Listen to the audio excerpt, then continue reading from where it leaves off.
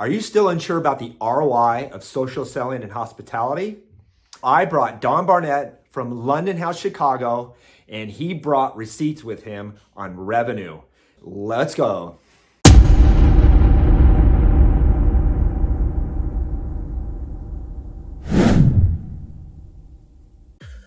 All right, got Don Barnett here, man. How you doing? Good. How's it going, Cory? Great to see you, man. Hey, we're gonna do a success story with social selling. Can't think of anybody better to talk about this than you, my friend. Welcome to Ing Sing Show. Thank you. Still the best named show in the business. Hey, I appreciate that. Thank you. So, hey, I'm gonna get right at it. Many hotel people in sales still don't understand and putting in the time and effort for social selling. They don't see a tangible ROI or reward. I know you had some advice contrary to that. So could you explain to us why you think social selling is important for today's seller, by the way? Here's the thing. We need to look at it from the perspective of staying top of mind, which is what you're trying to do. The odds of you reaching out to a prospect in an email or a call and them having a piece of business at the ready for you is slim to none. So you're usually doing outreach to just stay top of mind so that when they do have something for your area or your hotel, that they think of you for that. So you should approach social selling with that mindset. I don't go into social selling looking to sell at all. I just want to stay top of mind. So rather than sending out 100 emails, and realistically, how often can you make a call or send an email to a prospective client or an existing client with that before you annoy them? You can't do that on a daily basis. You can't do that 3 times a week. But where you can do that is on a site like LinkedIn, where you can put out content, it's out there, and whoever is on that site's there because they want to be. So they're able to see what you have to put out. And the other flip side of that is, of course, putting out quality content that people actually want to see. But it's not even a matter of selling. It's a matter of staying top of mind. Why is there such a disconnect when you ask, admittedly, every salespeople in hospitality, how important are relationships? And they'll say it's everything. Yet in an in-person event, they wouldn't immediately walk up to somebody and start pitching them without small talk. So they'll plan for months for an in-person event. They'll spend thousands of dollars for an in-person event. They'll walk into the front door. They'll find a great conversation. I still don't understand why there's such a disconnect by not understanding that exact same thing, except the expense and the time and effort is on LinkedIn. Why not spend the time and value to start small talk, build that rapport, that relationship? Oh, by the way, Don, you're at LondonHouse? Oh my gosh, our company was looking for a venue for our next event. Tell me more, right? Yeah. First of all, I can't tell you how many times I've stolen what exactly you're saying right now, because you're the first person I heard put it in that context where you'd go to a conference where you might see 1,000 people versus reaching out to 1,000 people on a daily basis on LinkedIn. So thank you for that. I use that on a regular basis. So I look at conferences, I flip it. Whereas I look at conferences as something that should supplement your social selling. The social selling is something, to your point, that you have an opportunity to be in front of 1,000, 2,000, 10,000 people a day based on the quality of your content. And then going to those conferences, which have great value to see people in person, but how many of those do you actually go to? You might go to 2 a year, 4 a year, 6 a year. So whereas LinkedIn, you could post 3 times a week and comment on people's posts daily and be top of mind on a constant basis. Beautifully said. I just thought of something I do using LinkedIn and social selling. I pre-qualify my networking efforts. So instead of, I can see your smile on your face, instead of walking into the MPI event and wasting my time in the uncomfortableness of getting in a conversation, it's like, oh my gosh, this person they're selling widgets and that's not my right prospect. I can go to those that I've met on LinkedIn and know that I want to deepen my interaction with them and not waste a bunch of time kicking tires with Not that to say that they're not great people, but if I'm going to go in an event, I've only got so much time to chit chat and further my connections. So pre-qualifying and using LinkedIn, as you said, supplement it, my in-person event, I can take my in-person to a whole different level, right? Exactly. And it made me think of two things, which is, first of all, if you're pre-qualifying them, whether it be their profile or if you're lucky enough that they're creating content, you're going to learn so much more about them. If they're posting about a new position they got, or they just had a birthday, they went to such and such college, you're looking for commonality there. So you have an icebreaker built in. Hey, I saw on LinkedIn that you said XYZ. Perfect example of this I have is I posted a story. It wasn't really so much business related, but then it all came together. Is I posted a story about how my sister, when I was younger, I went to my first Pearl Jam concert at Soldier Field, and it came with it. They gave a really cool concert ticket that was very unique because they didn't do it through Ticketmaster back in 1993. And it was like a prized possession of mine. It was my first Pearl Jam show, and I'm a huge fan. So she stole it because she wanted, it was a connection to me. It was really a sweet reason why she did it. She didn't steal it because she wanted it for herself. It was just, it reminded her of me, and she knew it was precious to me. So she also held it precious. So she gives it to me for Christmas, like 30 years later. And I'm like, oh my God, I thought it was gone. And she had it the whole time. So I posted a story about that on LinkedIn, and 3 weeks go by, and this gentleman that we now work with reached out to me and said via email. And he said, hey, by the way, love your LinkedIn content. Loved your story about Pearl Jam. That was from 3 weeks ago. And said, I'm also a Pearl Jam fan. And boom, just like that, we bonded over Pearl Jam. So remember, so there's the connections like that you make with people. And then the other thing about using it to supplement your, using the conferences as a supplemental thing, is being on social every day like this, people get to know you that you don't realize. I was just at the BITAC conference, and I ran into a number of people I had never met or talked to in my entire life, and said, oh, hey, I've seen you on LinkedIn. Just like that. They already knew about me ahead of time too, which also helps make that instant connection with people. Beautiful example, by the way, because this is a similar illustration. I was at the California Lodging Association, the Golden Key Awards on Thursday. I got up to do my spiel on stage. I sat back down to my table. I get a DM on LinkedIn. OMG, great speech. I've been following you on LinkedIn. Can we talk tomorrow? I'm at the event. This person's never, ever engaged with my content, never said anything. I literally had an hour and a half conversation. So it's just underscore exactly what you had just mentioned. Don, what specifically have you been utilizing for your strategy at your hotel? You would think I would say we're trying to increase our group business, or we're trying to increase our business travel. But it goes back to the very first thing I said, where I'm not on there to sell. And that's one of the things a lot of people, when they jump into this, get wrong. And to your point about you wouldn't go up to somebody at a conference and just immediately start pitching to them. It's about staying top of mind, but really I put out content because I'd like to connect with like-minded people that either want to do business with each other or learn from each other, or just find a new friend, which is a hard thing to do as a grown man. But really, that's the crux of it, is I just love meeting like-minded people.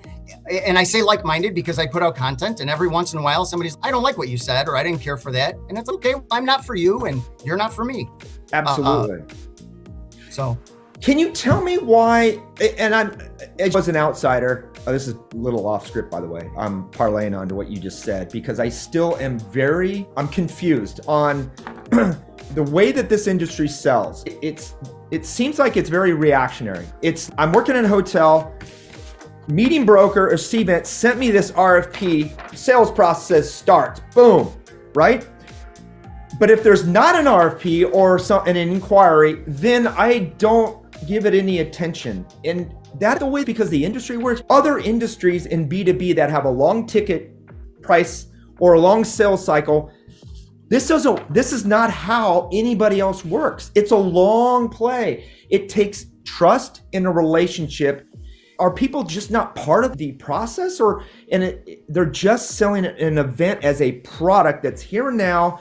And if it's not here, I'll look other ways. I'll pick up the phone and see if anybody's got a piece of business. I'm still trying to get my arms around the whole thing. Can you enlighten that a little bit? You know what it is?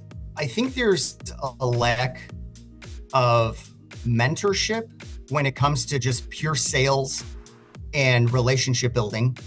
And I think you brought up a good point, which is, I think we get too reactionary and we fall into the habit of, okay, this doesn't work, let's turn it down and move on. Instead of coming back and saying, first of all, are there other dates we can check for you? Or, hey, this one's not going to work out. Is there something you're doing in the future? Are you mapping out the account and finding other contacts? But you nailed it. Are you taking it and maybe this piece of business isn't for you, but how else can you help them? So you say, hey, there's nothing I've got, but I know a guy that's at one of my competitors even, but I think you'd be a good fit for them. Would you like me to refer you to them? And that's the kind of thing that, first of all, not a lot of people do, and it'll make you stand out. So, and again, that's what LinkedIn's all about. It's about standing out from the rest and doing what other people don't do. Instead of sending that email that says, hey, just following up, just see if you had any meetings coming up, doing something outside of the box. So that's something I would challenge my fellow hotel people to do, is try to do business differently. And that's our mantra for 2024 in our sales office, is just trying to do business differently. I love that, because I talk about this all the time. I believe referrals and direct word of mouth is going to be the gold standard of business. And again, if I ask any sales manager, hey, how important would you put referrals on as, oh my God, it's everything. We love word of mouth, but there's no proactiveness to cultivate that. You and I have never even met in person, yet I feel very confident if anybody I know is in the Chicago area and wants to have a high touch, high level event experience, who do you think I'm going to call? You and I have never even met in person, but I feel I could put my reputation online to refer you business because I know you're going to deliver for me. I don't have vice versa for you. Exactly, vice versa. I don't have a piece of business for you, yet you and I are talking right now. The fact that I don't have a RFP to send Don Barnett, but I could probably, down the road, I'm confident I could probably send tenfold myself. So yes, I'm challenging our leaders to, my gosh, why are we still stuck in this pre-internet mentality of sales? It's mind-blowing to me. Yeah, I think we need more mentorship in the space. Awesome. It's nice to get somebody that's in the trenches, is selling at a very high level, is saying, yeah, no, I think maybe we need to take a look at a different strategy. And part of my presentation I'm going to be giving here soon is, if you're crushing your sales goals, your why is probably not strong enough to change. I totally get that. But I still see people that are saying, just not doing the same numbers I did last year. Something's not right. I'm not getting the conversion, or I'm getting more. My conversion rates are really low. I don't know what's going on, but I won't try anything else. Doesn't mean, right? Yeah, if you keep doing the same thing, you're going to get the same results. Exactly. 12 months snapshot, Don. I would venture to say you and I have probably been connected probably first quarter or so of last year. You've been consistent on LinkedIn, posting some beautiful stuff. Commenting is important as posting, but you've been showing up consistently. So in the last 12 months, or the good part of 2023, can you share some of your results, your tangible, why are you on LinkedIn and why will you continue to be on LinkedIn? I guess I could go straight to what everybody would probably want to know first, which is, what kind of revenue are you seeing out of this and what kind of ROI? And it would be tough to put an exact number on it, but I did give this some thought, and it's six figures for sure. Between business travel and group business, it's certainly six figures that have come back our way because of the efforts. I've probably one of the most undervalued things possibly on LinkedIn is just the number of things you can learn from people either from their content or just from getting to know somebody like you. I learned, and it's both with you. I learn both from your content, and anytime I talk to you in person, we always have great conversations and talk shop, and I always learn something. One of my favorite people on LinkedIn right now is Mike Ferreira, and I apologize if I'm butchering his last name, if that's not how you pronounce it, but he's a meeting broker, and he's got LinkedIn down to a science. He's in our industry. He's one of the few people in hospitality that is just putting out quality content on a consistent basis. And I don't even know if he's every day, but he's out there a lot. And he talks specifically other meeting planners and hotel salespeople, and he bridges a gap there. And he's trying to find, here's where there's issues, and this is how we come together on it. If we can all start thinking a certain way, and his content is great. You know what? You hit on a very good point. It's meetings made easy, Mike, and he dropped. That's exactly it. Meetings made easy. Yeah. Now he's doing the classic they ask, you answer philosophy. Shout out to Marcus and Connor for this. He's literally bringing up questions and topics his prospects and his properties are talking about it. It's not rocket science, right?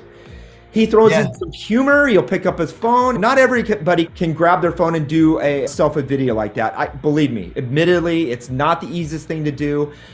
But if you're literally helping answer questions your prospects are answering, it's going to bring business for you, because those are the things, and not many people are doing it. The bar is very low. It's to the ground low in hospitality, to be quite frank. To stand out, and to even dovetail on what you were saying, you mentioned 6 figures, tangible revenue, beautiful. That's what you've accumulated up until now. Could you imagine the dividends that you're going to get paid off in the years to come?